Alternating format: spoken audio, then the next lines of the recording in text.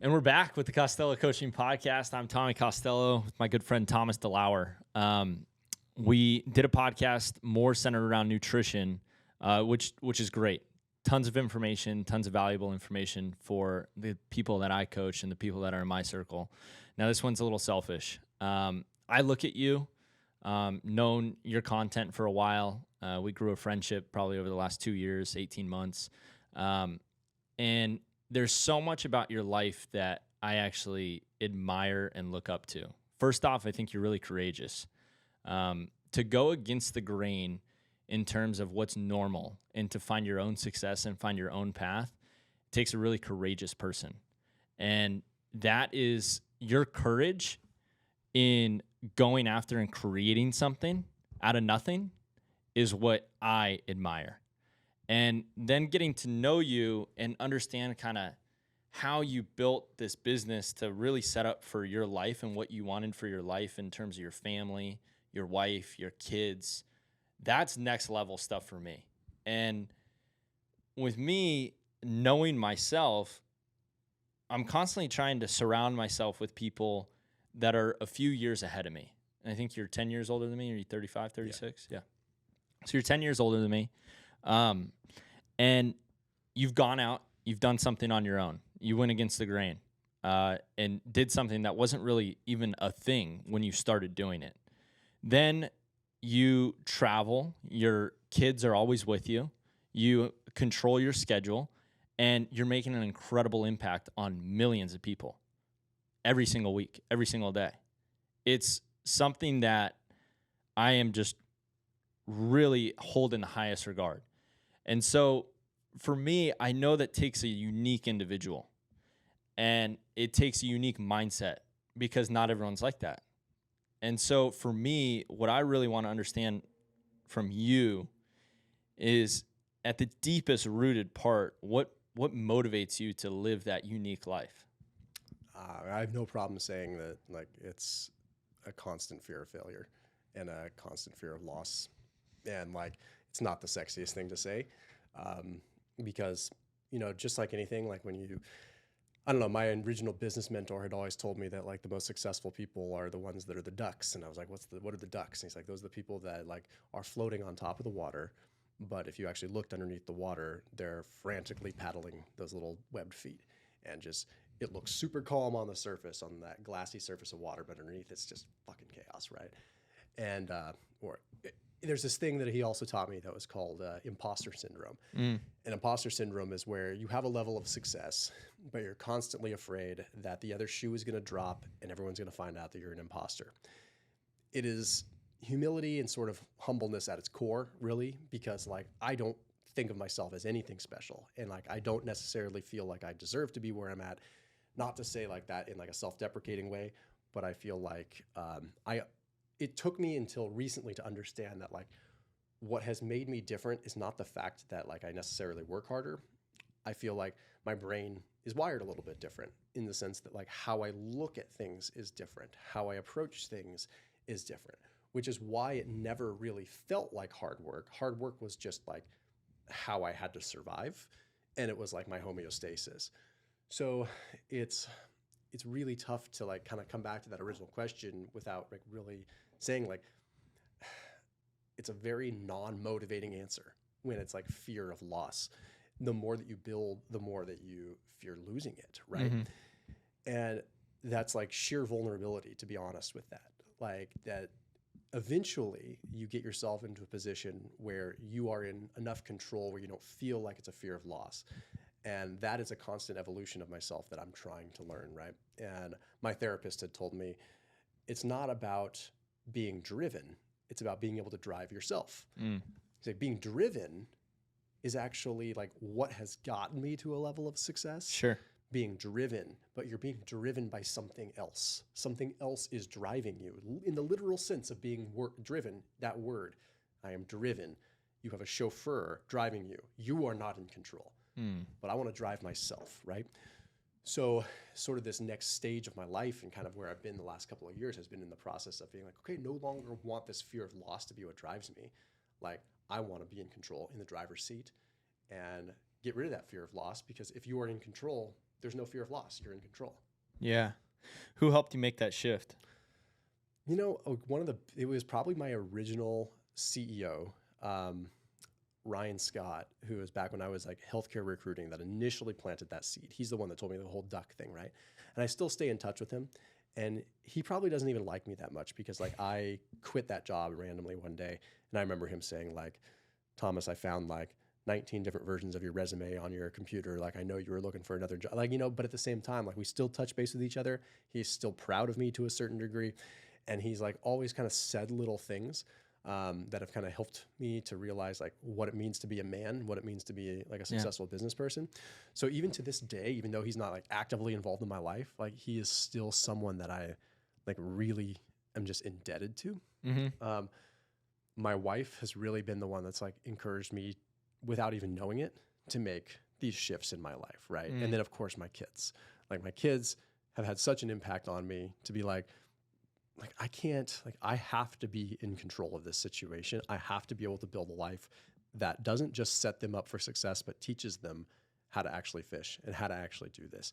And it's changed. Like if they just see dad just like slaving away, but making a lot of money, like when they're kids, like the only thing they see out of that is more toys and fancy things. Like, you know what I mean? Or you gone. Yeah. It doesn't teach them anything. Yeah. I want to teach them that like, success isn't about money. Success is more about like being able to craft the life that allows you to like have the time to spend with your kids and have the, like I would forego income any day for time.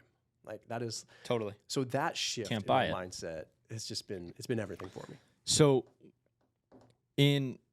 when I asked you what motivated you, it was more of like a survive mentality rather than motivate.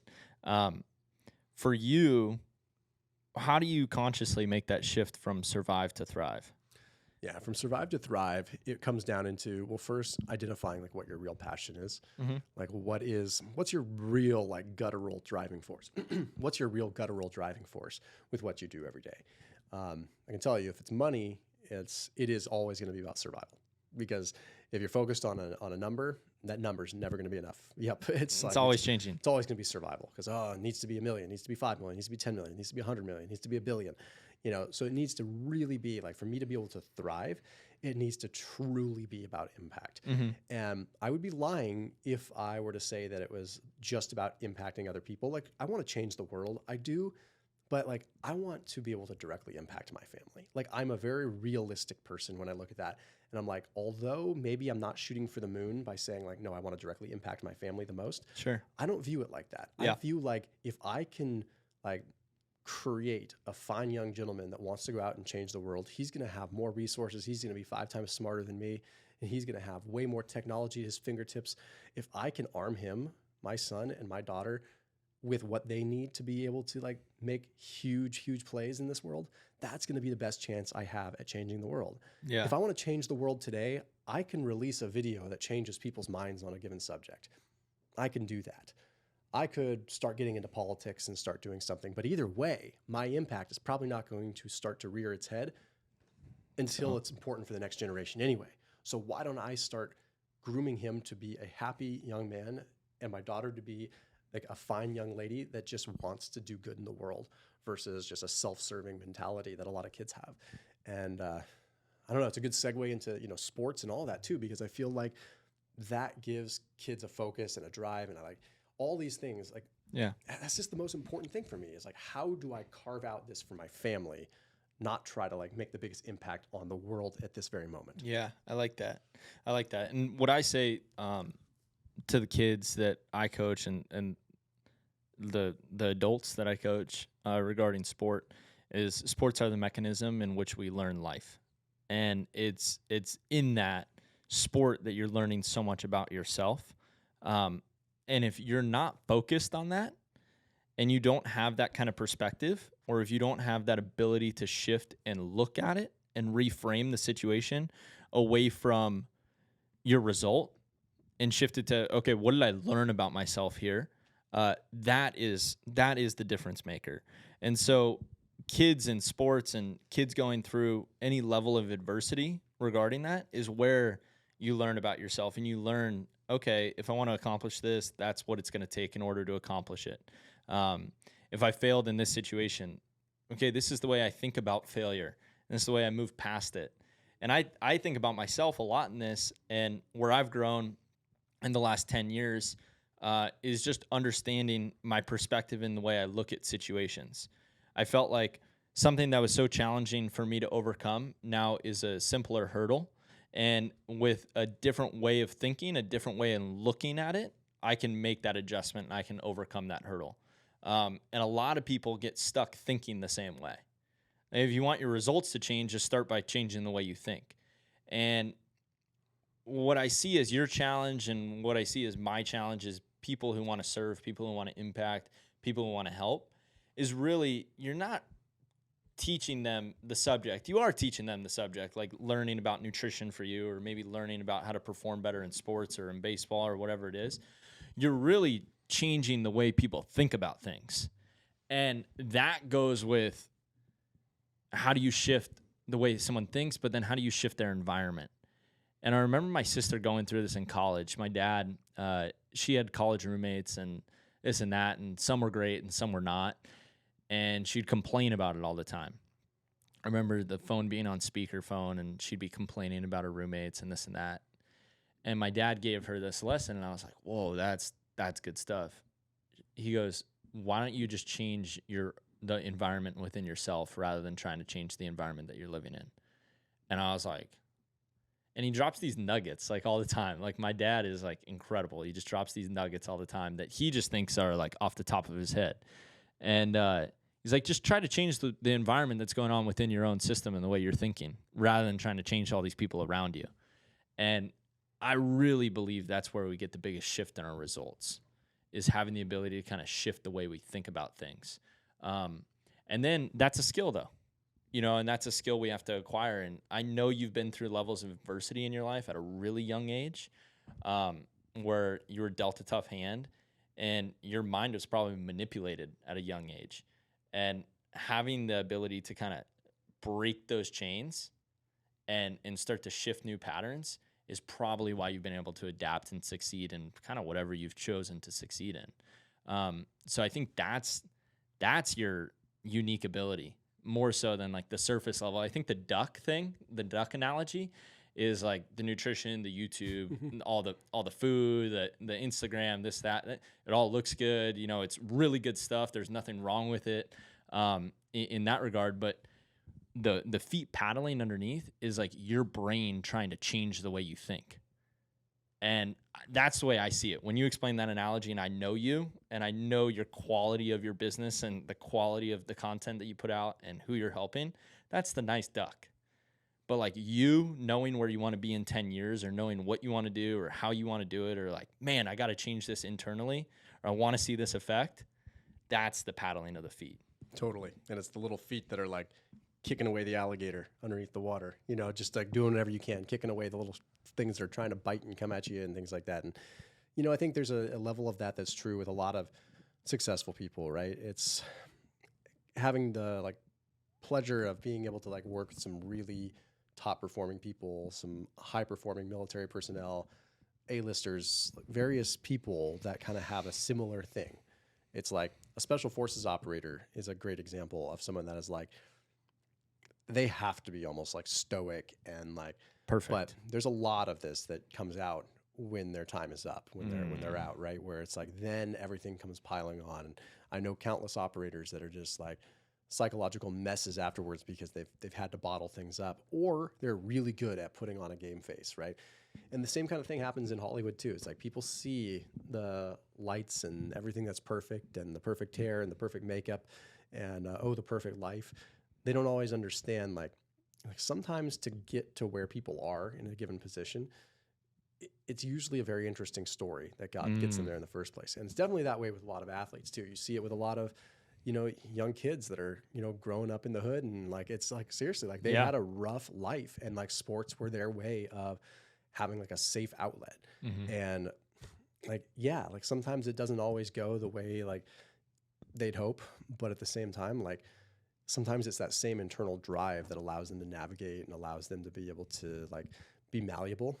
What is it that, can't remember, I can't remember the quote. I don't want to butcher it, but I think it might have been like a Darwin quote, but it was either way, it was still something that was along the lines of like, it's not about being resistant to change. Like being able to grow is about being able to adapt. Like any form of a new iteration of yourself isn't because you learned something and learned to block something out. It's because you learned how to grow and adapt and still thrive with it. Right. And like, so being able to be malleable is not like, and even wishy-washy, like people throw this around. Like if you change your mind or if you're wishy-washy on something that you don't have conviction, there's a very big difference between conviction and being able to change your mind.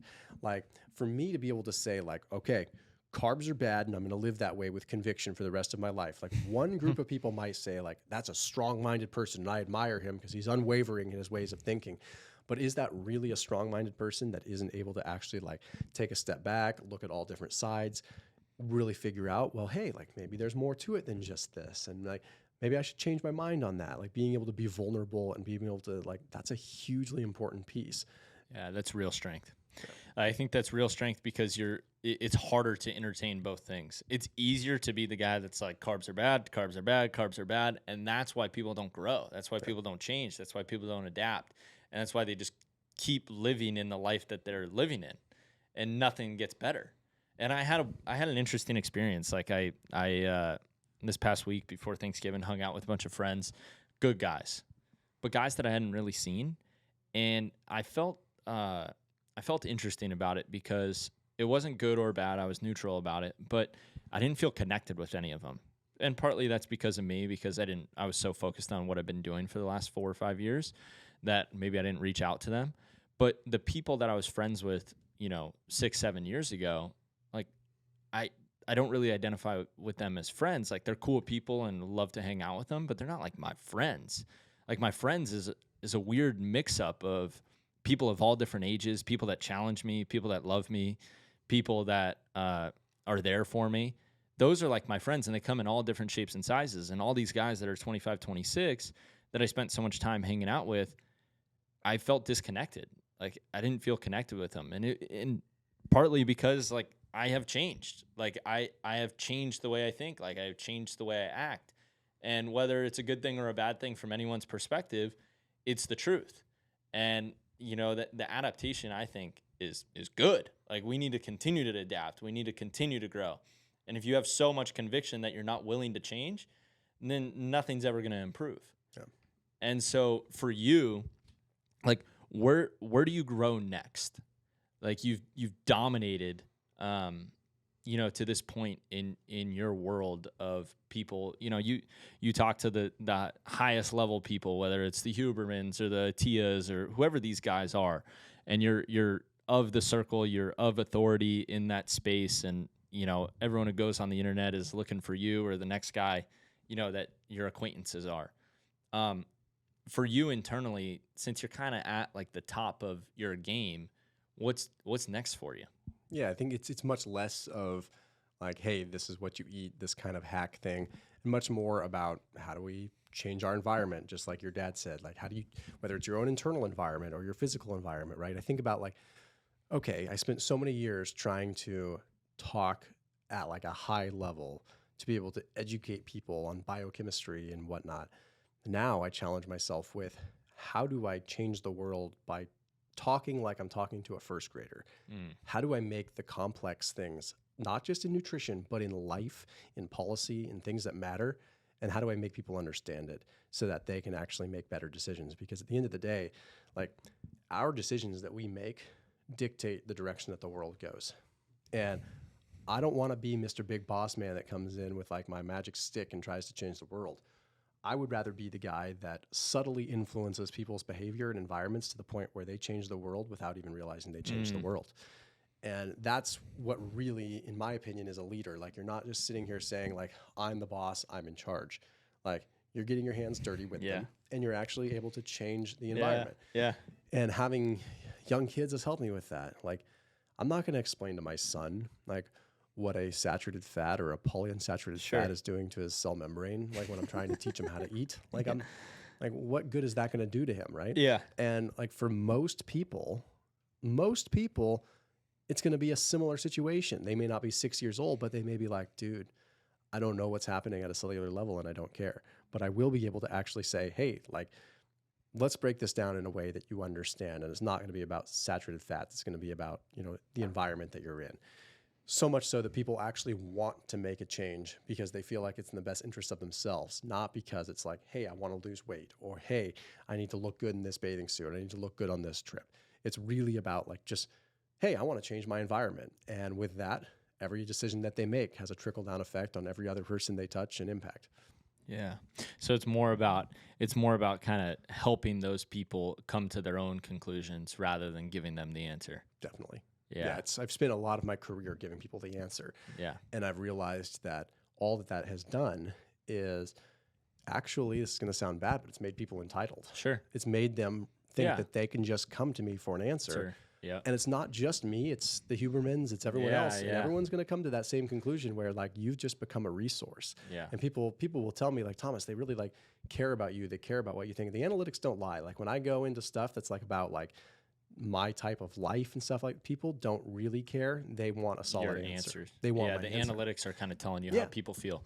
Now that's have you ever heard the term passive compliance? Yes. Yeah, that's one that I love, especially for my athletes. But it's so like all this stuff that I talk about, and even when I say for my athletes, like it's so applicable. Yeah. Like it's so applicable. It's easy. I use the mechanism of sport to learn, right? And we love the details and the nitty gritty of the sport and what we need to eat and how we need to train and how we need to throw and to create that peak performance. Yep.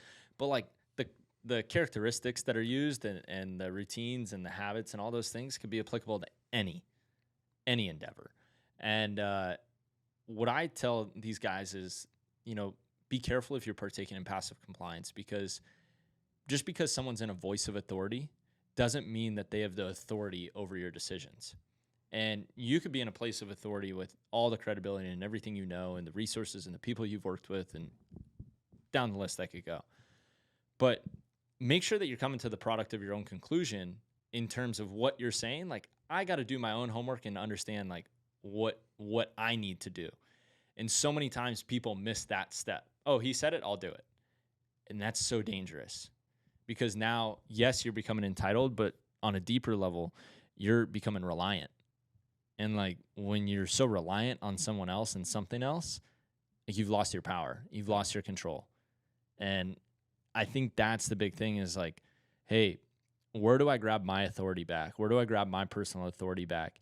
And your mature way of, saying, hey, in this next phase of my life, in this next 10 years, maybe we could break it down and say like, I want to just kind of help people understand that the way that they're thinking about things. And I don't want to be the one to wave the wand and say that I'm changing their life. Like, I want to just kind of facilitate to them and uncover it to them, not tell them, just uncover it and allow them to kind of make the decisions to change those around them and themselves.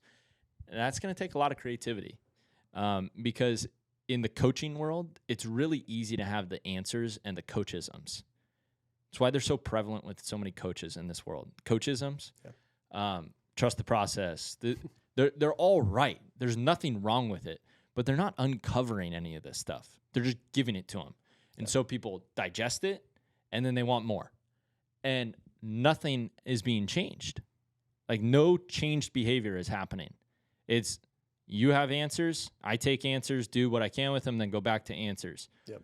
Rather than saying, hey, how do I figure this out myself? How do I change the way I think about this? How do I make the choices for myself? And then I'm going to go help someone else do it. That's where we really connect on a deep level. Yeah, man. I mean, you think about look at people consuming. It's like consuming a motivational piece of content is a perfect example, right? Yeah. Like eventually, like you're doing that for a dopamine hit. You're not doing that because you're actually wanting to change behavior. Yep. And like I find the only way that I change behavior is with pure usually solitude and quiet. Like if you're being influenced to change your behavior, be hard pressed to really have it be a lasting change. Yeah. I say it's like a candy bar. Yeah, totally is, man. Education over motivation. Yeah. Like education over motivation all day. Yeah, you could look at an Instagram reel and get some motivation, and it might give you a little bump to get into the gym that day. But tomorrow it's going to be 2 reels and then 3 reels and then 3 reels and some pre-workout. And then like eventually, if you don't just, I've got like an old special forces, like buddy of mine, he was a former command sergeant major in the Army at one of the special forces groups. And, he like is adamant about like, he won't even work out with music. He won't like, he literally calls it cheating. Like he's totally a tough ass with it. And I don't necessarily take it to that degree. Like I like having my music and stuff, but like his whole point is like lower your dopamine baseline. Yeah. Get yourself to do it. Get yourself to do it. Yeah. Because then like, some really lasting words that are really important. You never rise to the occasion. You default to your lowest level of training. And like, so no matter where your work ethic is, like you're never going to get yourself to this point where like the times that you rise to an occasion when like the shit hits the fan, they're going to be few and far between. You can probably count them on like one hand in your entire life. But most of the time when you're stressed out and when stuff actually drops, you're just going to default to your lowest level of training. And if your lowest level of training is scrolling, looking at Instagram reels to get yourself through your workout, that is going to be what you default to when the stuff actually hits the fan and you actually have to rise to an occasion. That's going to be what happens. So where do you want your baseline to be? And that's where you need to change inside here, because that's the only way that you're going to change your baseline. So if you feel confident enough and you have enough internal dopamine and internal motivation to be able to get into the gym and do it with no music, do it without your pre-workout, do it without scrolling Instagram, even if it's just occasionally, that is like a tangible piece of like changing your lowest level of training. It's beautiful. That's great. Thank you, Thomas. I really appreciate that message, and would love to do this again with you sometime soon. Brother. Thanks, bro.